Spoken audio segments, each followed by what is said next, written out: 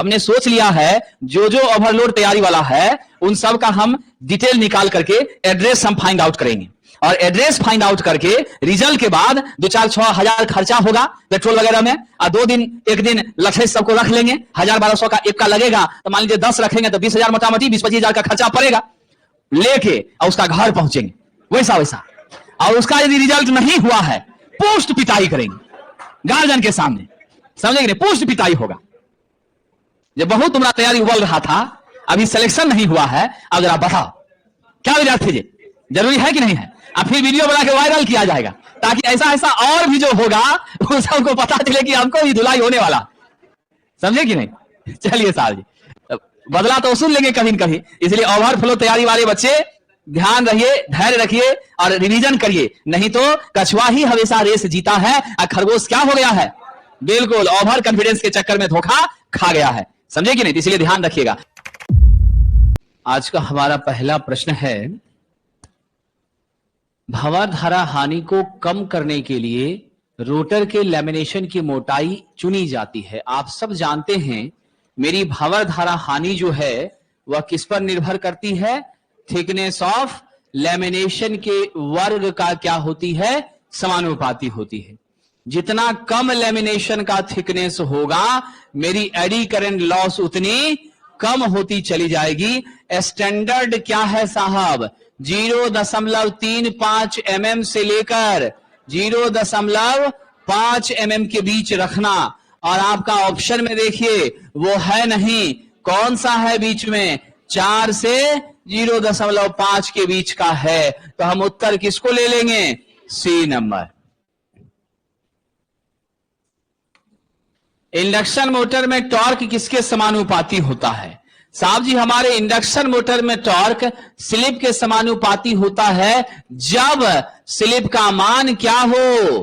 कम हो। क्या हो? मान कम हो। सरकार मेरा टॉर्क विथ कर्मानुपाती स्लिप का होता है जब स्लिप का मान क्या हो?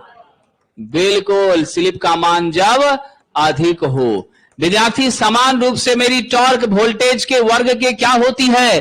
समानुपाती होती है। साहब हमारी टॉर्क विथ कर्मानुपाती होती है किसके साहब? X2 के। और विद्वान साहब यह भी ध्यान रखिएगा कई परिस्थितियों में मेरी टॉर्क रोटर के रेजिस्टेंस के भी क्या हो जाती है? समानुपाती। रोटर का रेजिस्टेंस यदि बढ़ाते जाते हैं तो टॉर्क मेरा बढ़ता चला जाता है, लेकिन साहब यह भी ध्यान रखना मेरा टॉर्क बढ़ता तो है लेकिन मेरे टॉर्क के विथ कर्मानुपाती क्या होती है? गति होती है। इसको कभी मत भूलना, क्योंकि टॉर्क जितना बढ़ता जाएगा स्पीड उतनी घटती जाएगी, स्पीड जितना घटता जाएगा टॉर्क उतनी बढ़ती जाएगी। तो इस कंसेप्ट को आप ध्यान रखेंगे। दिए गए प्रश्न में कहीं पर भी वोल्टेज, रिएक्टेंस, रजिस्टर इन सब की चर्चा नहीं है, यहां चर्चा सिर्फ किसकी है? स्लिप की है। तो क्या कहिएगा साहब? और उसमें भी कह दिया है समानुपाती, तो मेरा कौन सा हो गया? लोअर स्लिप वैल्यू के क्या होती है? समानुपाती होती है। चलिए अब 20 में से 13-14 क्वेश्चन अगर आपका सही हो रहा है तब आपको क्या चाहिए? 70-75% का स्कोर आप कर रहे हैं, ये तो बहुत खुशी की बात है। बाकी प्रश्नों पर प्रैक्टिस करिए और मजबूती के साथ आगे बढ़िए। चलिए साहब आगे बढ़ जाएं।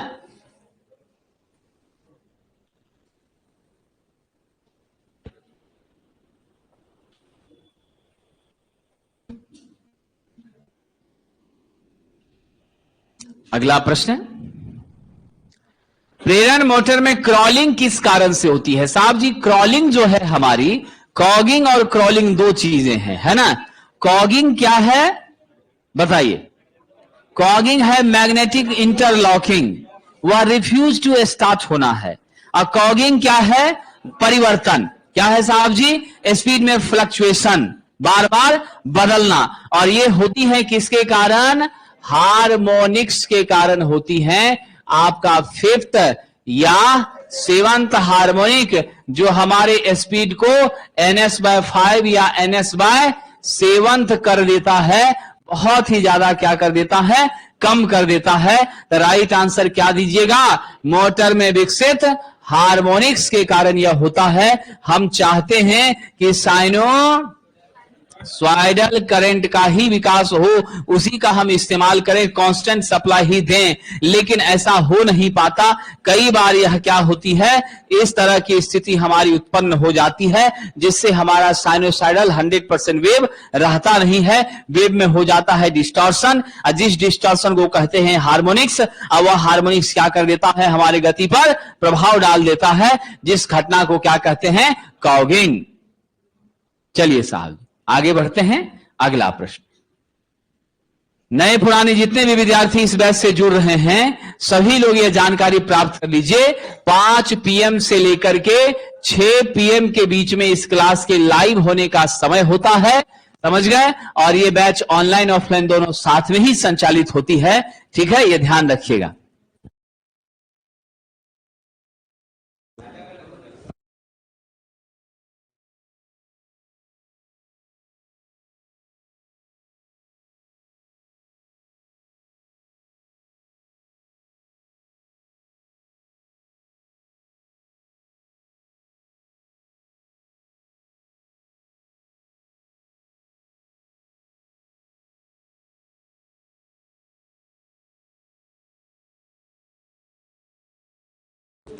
चलिए, प्रेरणीय मोटर में, इंडक्शन मोटर में, ठीक है, निकाले जाने पर, उदाहरण के लिए टर्मिनल में एक फेज को हमने निकाल दिया, क्या किया है, एक फेज को आपने खोल दिया।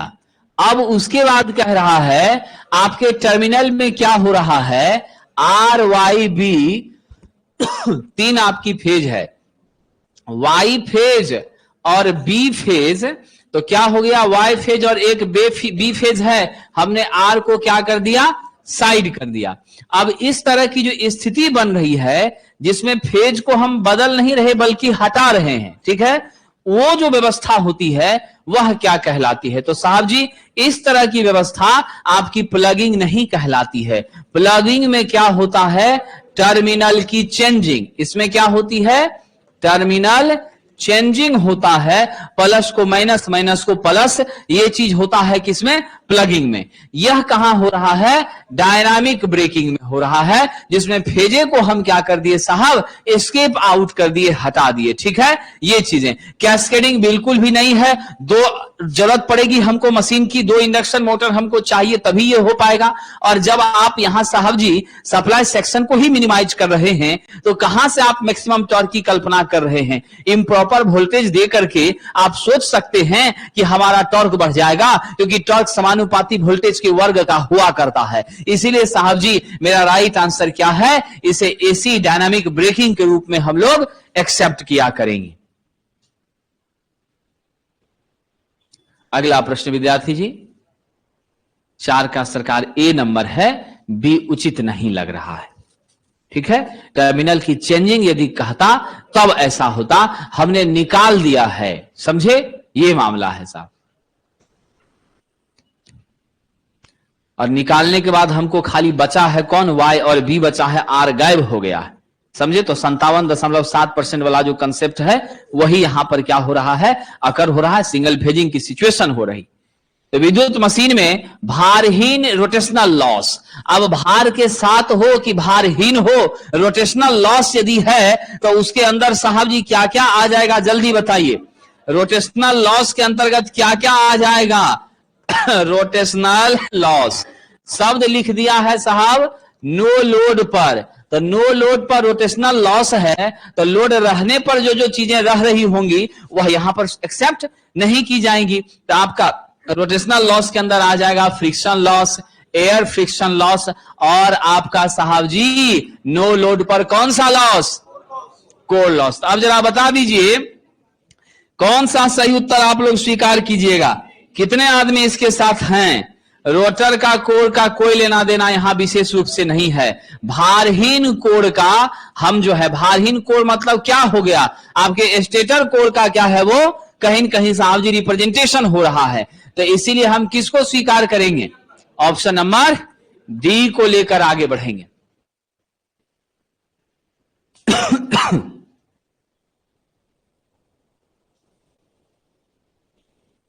जो हमारा आयरन लॉस है ना, आयरन लॉस को हम किस टेस्ट से ज्ञात करते हैं? नो लोड टेस्ट से। किस आयरन लॉस नो लोड पर ही हम ज्ञात कर पाते हैं। लोड नहीं भी रहता है तब भी आयरन लॉस हमारा अकर हुआ करता है। इसीलिए आयरन लॉस को कांस्टेंट लॉस भी कहते हैं, आयरन लॉस को हम साहब जी फिक्स लॉस भी कहते हैं, आयरन लॉस को कोर लॉस भी कहते हैं, और आयरन लॉस को हम नो लोड लॉस भी कहते हैं। इसीलिए मेरा कोर लॉस तो इसके अंदर, और फ्रिक्शन दो जगह हो रहा है, एक एयर फ्रिक्शन हो रहा है और दूसरा आपका जो है नेचुरली घर्षण आपका बियरिंग वगैरह के करस्पॉन्डिंग जो हो रहा है। तो इसीलिए रोटेशनल अब प्लस ये नो लोड रोटेशनल, तो नो लोड में कोर अब बाकी आपका फ्रिक्शन और विंडेज, ये दोनों आ गया। इसीलिए ऑप्शन नंबर डी होगा। साहब जी निम्न पावर फैक्टर का सबसे प्राथमिक कारण क्या है? जब भी पावर फैक्टर घटाना हो साहब, आप क्या कर दीजिए, इंडक्टिव लोड को वहां पर कनेक्ट कर दीजिए। आप सब जानते हैं इंडक्टिव लोड क्या करती है मेरे साहब जी, वोल्टेज से करंट को पीछे करती है, वोल्टेज से करंट को क्या करती है, लैग कराती है। करंट लैग होती है, मेरा पीएफ नेचुरली क्या हो जाता है, कम हो जाता है, इसमें कोई शक नहीं है। दिए गए प्रश्न में सबसे प्रभावशाली किसका एक्शन होगा? इंडक्शन मोटर का होगा। ये पंखा सब क्या है आपका? इंडक्शन मोटर है। यह भी आपका क्या कर रहा है? पावर फैक्टर को साहब जी लैग कर रहा है, घटा रहा है, कम कर रहा है। चलिए आगे बढ़ते हैं। अगला प्रश्न, 3 फेज मोटर में समान परिमाण की 3 फेज धाराएं हैं। एक आपका साहब जी IA है, इधर IB है, इधर IC है। इस तीनों के बीच साहब बैलेंस कंडीशन में कितने का डिफरेंस होगा? 120 का होगा। समझ गए कि नहीं? अगर ये डेल्टा में भी जुड़ी रहती तब भी क्या होता, सबके बीच 120 का ही साहब जी अंतर होता। ये ध्यान रखिएगा, ठीक है कि नहीं? चलिए आइए साहब, विद्यार्थी जी आप लोगों के आदेश से 11 बजे जो है वॉल्यूम 1 का डिस्कशन आरंभ हुआ है। आप लोगों के पास अगर समय हो तो आप लोग थोड़ा सा कष्ट कीजिएगा, यूट्यूब पर देखने का प्रयास कीजिएगा। बाद में भी कभी 2-4-6 महीना बाद भी मौका मिलेगा तो आप एक बार देख लीजिएगा। एग्जाम के बाद देखिएगा तो फायदा थोड़ा सा ज्यादा होगा, अभी यदि देखिएगा तो हल्का सा कम फायदा होगा। तो आप अपने उपयोगिता के हिसाब से जैसा उचित समझिएगा देख लीजिएगा, ठीक है कि नहीं? एग्जाम के बाद रिलैक्स होकर देखिएगा तो ठीक रहेगा। अभी थोड़ा स्ट्रेस ज्यादा है ना, है कि नहीं है? चलिए, नवीन कुमार सिंह चैनल है यूट्यूब का, उसी पर संचालित होता है, समझे कि नहीं? तुमको मालूम नहीं चल पाया था? आज तुम देख ली थी एग्जाम से पहले? बताइए, आज से चालू हुआ, देख लीजिए, सर्च कर लीजिए, मिल जाएगा, मिल। हाँ ठीक है ना? अभी वॉल्यूम 2 चल रहा है, उसको पहले खत्म होने दीजिए, तब कुछ और सोचा जाएगा। तब तक परीक्षा का भी डेट आइए जाएगा, समझे कि नहीं? अब जब सेट चालू हुआ तो इसका मतलब आप समझ रहे कि कुछ ना कुछ होने वाला है कि नहीं है? एक 3 फेज इंडक्शन मोटर किसके समान होती है साहब? 3 फेज इंडक्शन मोटर जो होती है वह हमारी रोटेटिंग सेकेंडरी ट्रांसफार्मर के समान होती है। अब रोटेटिंग सेकेंडरी जो है एक तरह से यह क्या हो गया, ब्लॉक्ड, यानी एक तरह से इसको आप क्या कर दीजिए, शॉर्ट कर दीजिए, वैसी व्यवस्था बनाने का प्रयास होता है। तो कई जगह पे आप देखिएगा रोटेटिंग सेकेंडरी ट्रांसफार्मर, तो यह भी एक्सेप्ट होगा, या नहीं तो ट्रांसफार्मर विथ सेकेंडरी शॉर्टेड, यह भी आपका क्या होता है, हमारा प्रेरण मोटर का एक साहब जी उपयोगिता, मतलब इसका एक पूरक होता है।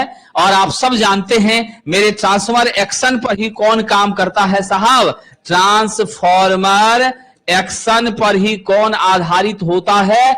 आपकी 3 फेज इंडक्शन मोटर काम करती है और आधारित होती है। ऑप्शन ए के साथ हम लोग जाएंगे।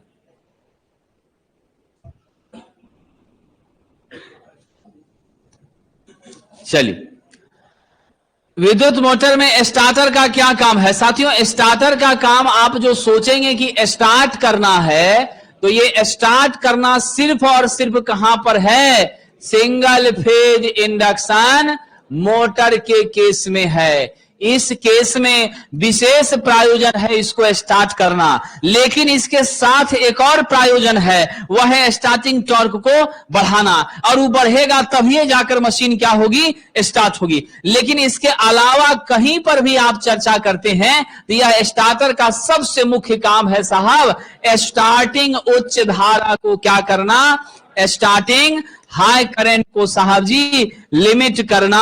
अगर यह स्टार्टिंग हाई करंट को लिमिट नहीं करेगा, इसको लिमिट नहीं करेगा, तो विद्वानों आप ध्यान रख लीजिएगा, आपकी मशीन क्या हो जाएगी, स्पॉइल हो जाएगी, जलकर राख हो जाएगी। समझ गए कि नहीं, ये ध्यान दीजिएगा। इसीलिए साहब जी, और यह स्टार्टिंग हाई करंट क्यों होती है पंकज बाबू, जरा बता दीजिएगा, FIR वगैरह नहीं कीजिएगा, खाली बता दीजिएगा, नहीं तो कोई ठीक नहीं तुरंत दरोगा जी को फोन कर दीजिएगा। तो स्टार्टिंग हाई करंट को लिमिट करने की जरूरत पड़ रही है। आखिर स्टार्टिंग हाई करंट हो क्यों जा रहा है, क्यों हो जा रहा है, कैसे हो जा रहा है, मशीन चालू कर रहे हैं कैसे हाई हो जा रहा है। विद्यार्थी जी, ये हाई इसलिए हो रहा है क्योंकि फुल लोड पर जो टॉर्क होती है वह कम होती है, स्टार्टिंग अधिक होती है। हमारी starting torque full load torque का 2 से 2.5 गुना ज्यादा होती है, क्योंकि इनर्शिया में है। समझे कि नहीं, अब उतना जो आपको लेवल तक लाना पड़ेगा, तो ये जो 2 से 2.5 गुना टॉर्क मेरा बढ़ा, उस टॉर्क को सेटल करने के लिए, उस रेंज को मेंटेन करने के लिए 5 से 7 गुना करंट क्या होती है, बढ़ जाती है। अब 5 से 7 गुना जो करंट बढ़ती है, वह 5 से 7 गुना करंट मेरे स्टेटर वाइंडिंग में 49 गुना ज्यादा हीट लॉस बढ़ा देती है। 7 गुना 7 7 स्क्वायर, क्योंकि हीट लॉस जो है आप जानते हैं आई स्क्वायर के समानुपाती होती है। 5 गुना बढ़ा तो 25 गुना हीट लॉस, और 7 गुना बढ़ा तो 49 गुना हीट लॉस। इतना एक्सेस हीट लॉस करेगा तो आपका वार्निश वगैरह सब क्या होगा, डैमेज हो जाएगा, पूरी तरह से मशीन समाप्त हो जाएगी। है कि नहीं है, ये ध्यान दीजिएगा। चलिए साहब, आइए तो राइट आंसर क्या होगा, उच्च प्रारंभिक धारा को कम करना, ये तो ऑप्शन है। लेकिन ध्यान दीजिएगा, ये तो हाईलाइटेड ऑप्शन है ही, लेकिन दूसरा भी ऑप्शन ध्यान रखिए, स्टार्टिंग पर्पस कहां पर, सिंगल फेज इंडक्शन में, यह भी सही है। अवॉइड द ओवरलोड, अचानक से हमारा ओवरलोड हुआ, वह भी करंट को क्या कर देगा, एक्सेस बढ़ा देगा। लोड बढ़ती है, करंट बढ़ता है, उसको भी क्या करेगा, नेचुरली साहब जी संभालने की ताकत रखेगा। तो घुमा फिरा करके ये तीनों, इसीलिए ऑप्शन नंबर डी के साथ हम आगे बढ़ेंगे। क्या कीजिएगा, कई बार जो है सो जीवन में सब होता रहता है, समझे कि नहीं। हाँ, लेकिन एक बात जरूर है साहब, ये सारी बातें सही है, ठीक है, लेकिन सारी बातें सही हैं, लेकिन ये टोटल चीजें तब सही है जब आपका विद्युत मोटर है। अगर मेरा साहब जी 3 फेज IM हो, तब आप सिर्फ और सिर्फ C नंबर पर ही ठीक लगाएंगे और किसी पर नहीं लगाएंगे। इसको जरूर ध्यान रखिएगा। विद्युत मोटर बोलने का मतलब कौन सा मोटर है यह क्लियर नहीं होता है, सिंगल फेज है कि 3 फेज है कि DC मोटर है। अगर 3 फेज इंडक्शन मोटर कहे तब आप सिर्फ C नंबर को टिक लगाइएगा और कोई ऑप्शन वहां स्वीकार नहीं किया जाएगा, ये जरूर ध्यान रखिएगा, समझे। ओनली विद्युत मोटर में हम सबके साथ जाएंगे, 3 फेज इंडक्शन मोटर में सिर्फ C के साथ जाएंगे। अगर किसी बच्चे ने C लगाया है तो उसको भी 100% आप काट नहीं सकते हैं। विद्युत मोटर मतलब वो समझ लिया है 3 फेज इंडक्शन मोटर, लेकिन खाली वही तो नहीं होता है, और भी ना है। मानव मतलब सब हो गया, चाहे वो कोई भी धर्म हो, किसी भी जाति का हो, उससे कोई मतलब नहीं है। चलिए विद्यार्थी जी, घरों जाके चेक कर लिया, काहे टेंशन ले रहे हैं, घर पर भी समय है कुछ, तुरंत टेंशन लेने लगते हैं, है कि नहीं। रोजी रोटी का सवाल है, 2-4 महीना छोड़ दीजिए, उसके बाद FIR वगैरह कीजिएगा, जेल घुसवाइएगा, है कि नहीं है। तब नौकरी ले लीजिए, उसका देखा जाएगा जो होगा। चलिए, प्रेरण मोटर के घूर्णी उपकरण में शक्ति की आपूर्ति कैसे की जाती है। मतलब साहब, इंडक्शन मोटर के रोटेटिंग डिवाइस में जो पावर जाता है, किसकी मदद से जाता है, कैसे जाता है। आप तो साहब 3 फेज एसी सप्लाई दिया है, किसको साहब? स्टेटर को दिया है, लेकिन हमारा रोटर जो है वह भी आपका क्या हो रहा है? घूम रहा है। रोटर क्या हो रहा है? घूम रहा है। यह रोटर जो घूम रहा है, इसको ताकत कैसे मिल रही है? इलेक्ट्रोमैग्नेटिक इंडक्शन के माध्यम से। अब यहां पर देखिए तो कौन सा जवाब सही होगा? विद्युत चुंबकीय प्रेरण है, एक फैराडे के विद्युत चुंबकीय प्रेरण है। कौन सा नवयुवक?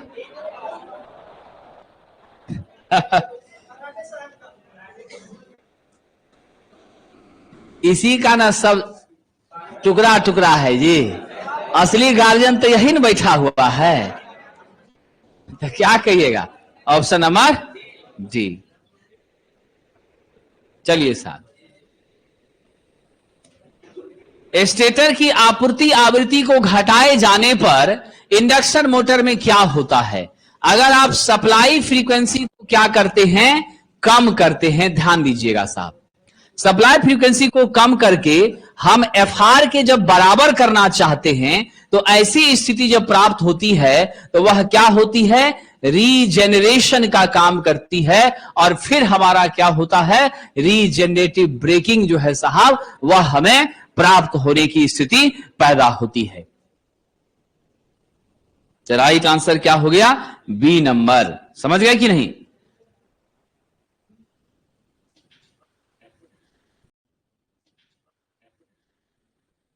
चलिए अगला प्रश्न है डेरिक। डेरिक को आप लोगों ने देखा होगा, लेकिन आप पहचान नहीं रहे। कितने बच्चे ने देखा है डेरिक? अभी सब पहचान जाइएगा। तुम भी देखा।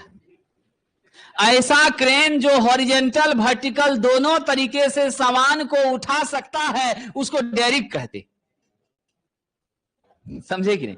ऐसा क्रेन जो वर्टिकली भी सामान उठा सकता है, इधर से इधर भी ले जा सकता है।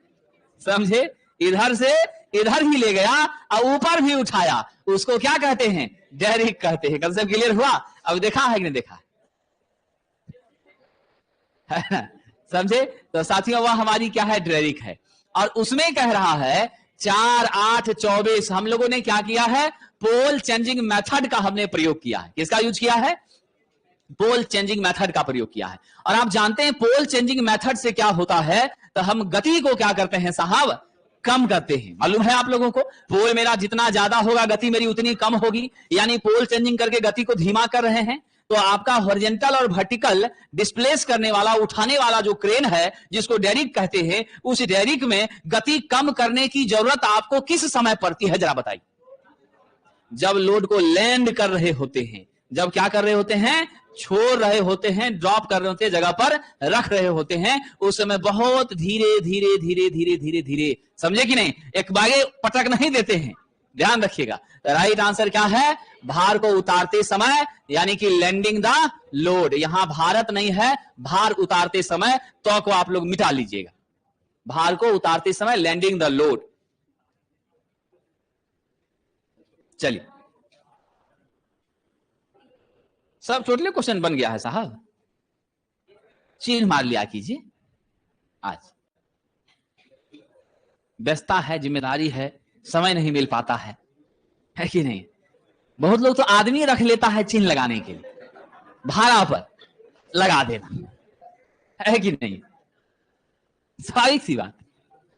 चलिए, कह रहा 30 kilowatt rated output 400 volt 3 phase delta है, 5% फुल लोड पर स्लिप है, 4 पोल वाले 50 हर्ट्ज इंडक्शन मोटर से जुड़ा हुआ है, विराम प्रतिघात और घूर्णक फेज का प्रतिरोध 4 है, तो पूर्ण भार पर स्पीड निकालिए।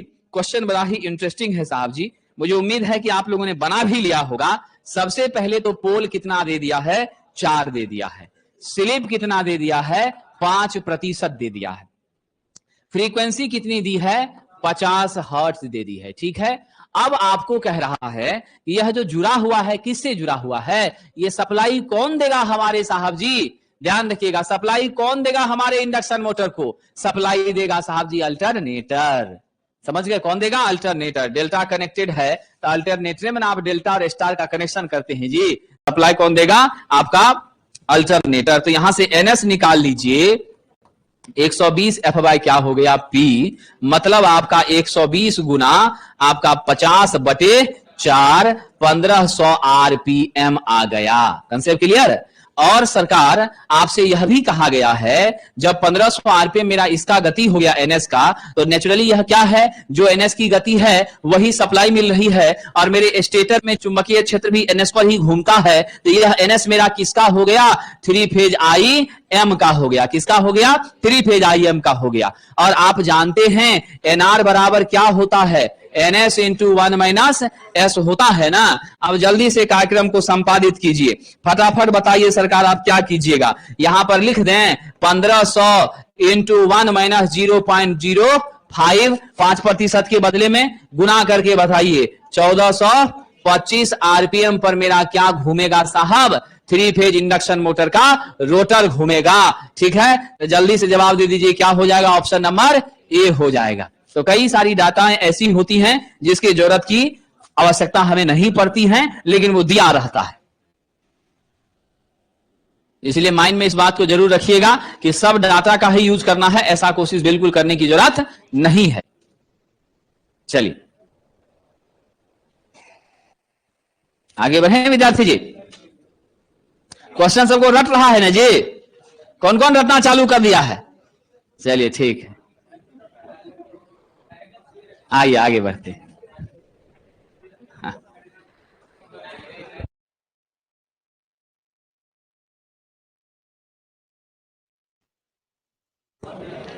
प्रेरण मोटर का स्लिप दिया हुआ है 0.04, सप्लाई फ्रीक्वेंसी एफ है 60 hertz, rotor current frequency FR पूछ रहा है।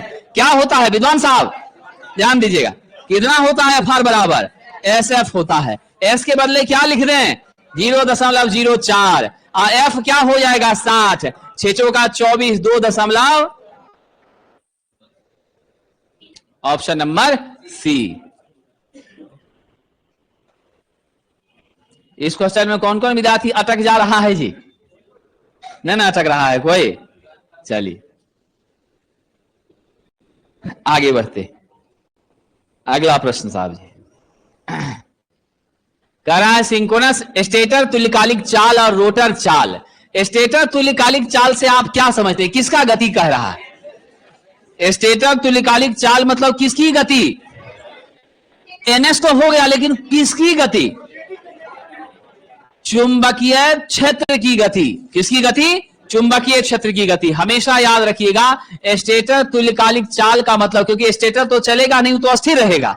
चल कौन रहा है? चुंबकीय क्षेत्र। तो क्या है मेरी घूर्णी चुंबकीय क्षेत्र की गति, इसका तात्पर्य है, यानी एनएस। ठीक है, अब माइनस का है रोटर का चाल एनआर। यह क्या होता है साहब? स्लिप स्पीड होता है। क्या होता है? यह स्लिप स्पीड होता है, जिसको हम लोग सरपन चाल कहते हैं। ऑप्शन नंबर सी है। चलिए आगे बढ़ें।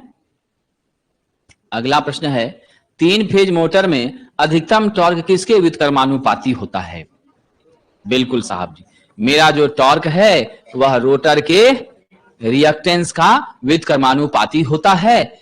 यदि if increasing the magnitude of slip, यानी आपका क्या हो जाए, यदि उच्च स्लिप हो, यदि उच्च स्लिप हो तो भी टॉर्क व्युत्क्रमानुपाती स्लिप का होता है। इस क्वेश्चन में डिक्रीजिंग स्लिप स्पीड लिख दिया है, इसीलिए यह नहीं चलेगा। राइट आंसर क्या है? घूर्णक प्रतिघात, उसका क्या होता है साहब? व्युत्क्रमानुपाती। मेरा मैक्सिमम टॉर्क होता है टीएम होता है। हालांकि रोटर के स्पीड का भी व्युत्क्रमानुपातीय होता है, लेकिन मैक्सिमम कंडीशन को अचीव कर रहा है, इसीलिए हम सी लेकर चलेंगे। चलिए विद्यार्थी जी आगे बढ़ें। निम्नलिखित में किस हानियों को ज्ञात करने के लिए इंडक्शन मोटर पर नो लोड टेस्ट, अभी नाम भी बताया था, हमारी जो कोर लॉस है उसी को क्या कहते हैं? नो लोड लॉस कहते हैं। तो नो लोड टेस्ट से नो लोड लॉस को ही क्या किया जाएगा? गणना किया जाएगा, कैलकुलेट किया जाएगा, है कि नहीं है? तो क्या जवाब दीजिएगा? लाल टोपी ए नंबर कहिएगा, है ना? स्टेटर का कोर लॉस और नो लोड रोटेशनल लॉस देखे थे अभी, क्या क्या हो रहा था उसके अंदर, जल्दी बताइए। रोटेशनल के अंदर क्या क्या हो रहा था? स्टेटर कोर हानि, यह तो हमको ज्ञात हो ही जाता है, लेकिन इसके अलावा भी क्या क्या ज्ञात होता है? इसके अलावा साहब जी रोटेशनल लॉस भी होता है। आप तो साहब काफी मेहनती मालूम पड़ते हैं। यहां पर नो लोड करंट I0 का मान भी 30 से लेकर के 40 कभी कभी 50% तक हो जाता है आपके IFL का। हो जाता है कि नहीं हो जाता है? तो इस जगह पर कॉपर को आप इग्नोर नहीं कर सकते। मैंने कल के क्लास में भी शायद किसी दिन बोला था, है ना, तो उसमें भी इग्नोर नहीं कर सकते। तो इसीलिए कुल मिलाकर के आपकी क्या हो जाती है? ऑल की ऑल चीजें कंसीडर्ड हो जाती हैं। इसीलिए साहब ऑप्शन नंबर डी के साथ हम आगे बढ़ेंगे।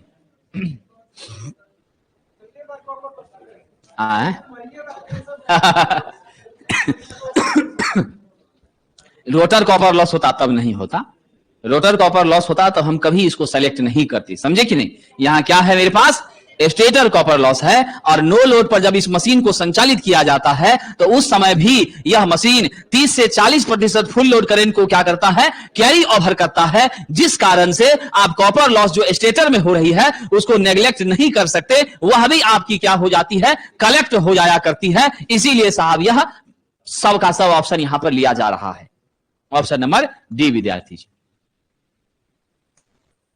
अगर इंडक्शन मोटर का टॉर्क कम हो जाता है तो नेचुरल सी बात है गति बढ़ जाती है। क्या होती है साहब? रोटर की गति बढ़ जाती है, ऑप्शन नंबर ए। ये दोनों समझे कि नहीं? कई बार क्या होता है, पीला जैकेट वाली थोड़ा बड़ा सोचना पड़ता है, कई बार थोड़ा बड़ा सोचना पड़ता है, और कई बार छोटे सोच के काम चल जाता है।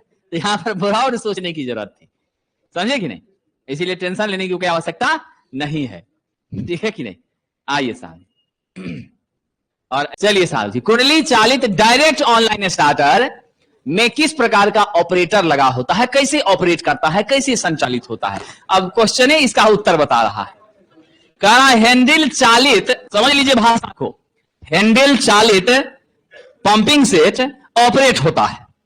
तो हैंडल चालित पंपिंग सेट हैंडल से चालू होता है जी, तो क्या कर दिया है? कुंडली चालित ड्यूएल, तो कोयले के कारण न चलेगा। तो क्वेश्चन भाषा में ही आंसर छिपा हुआ, समझे कि नहीं? तो क्या जवाब दीजिएगा साहब? क्या होता है? कॉइल ऑपरेटेड होता है। और याद रखना, इसमें साहब जी धारा के मान को नहीं आप कम, धारा के मान को कम नहीं किया जाता है, समझे कि नहीं? यह बात सही है कि बैकअप फ्यूज और कई सारी एसेसरी जिसमें लगी होती है, मेन सप्लाई ही मेरा बढ़ गया तो उस परिस्थिति में क्या होगा साहब? मेन सप्लाई ही बढ़ गया तो ट्रिप करा के आपको सुरक्षा प्रदान कर देता है, लेकिन यह करंट को कम करके तब सेटलमेंट करके सिस्टम चलाएगा, ऐसा बिल्कुल भी नहीं करता है। और आप जानते हैं यह जो है साहब जी कहां तक? 5 HP तक के IM में साहब 3 फेज इंडक्शन मोटर में प्रयोग में लिया जाता है। और वह भी कैसा इंडक्शन मोटर? बिल्कुल सही जवाब है, कैसा साहब? Squirrel cage induction motor, SC IM type का। हम लोग वाउंड रोटर और एस रिम में इसका प्रयोग एकदम नहीं करते हैं नवीवक। वाउंड रोटर और एस रिम में किस स्टार्टर का प्रयोग किया जाता है बताइए? मौका दीजिए, उनको भी मौका दीजिए। वाउंड रोटर और स्लिप रिंग इंडक्शन मोटर में किस तरह के स्टार्टर का प्रयोग करते हैं बताइए जरा सा? ओवरलोड तैयारी है इनका, धरना देने के लिए तैयार हैं कि परीक्षा करवाइए। डेली फोन करते हैं DGM-HR को, बताइए जरा सा। क्वेश्चन आउट है, आ रहा है, जल्दी से बताइए। देखिए तो फैसला आप लोग कीजिए। ओवरलोड तैयारी वाले को जरा सा देख लीजिए। और किसी का ओवरलोड तैयारी है जी?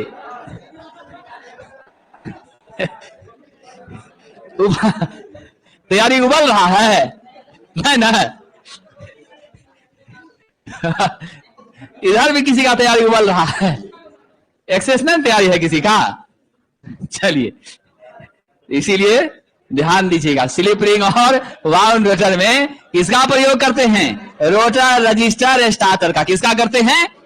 रोटर रजिस्टर स्टार्टर का प्रयोग करते हैं। एक्सटर्नल रेजिस्टेंस को हम लोग स्लिप रिंग के माध्यम से जोड़ने का काम करते हैं, ये ध्यान दीजिएगा।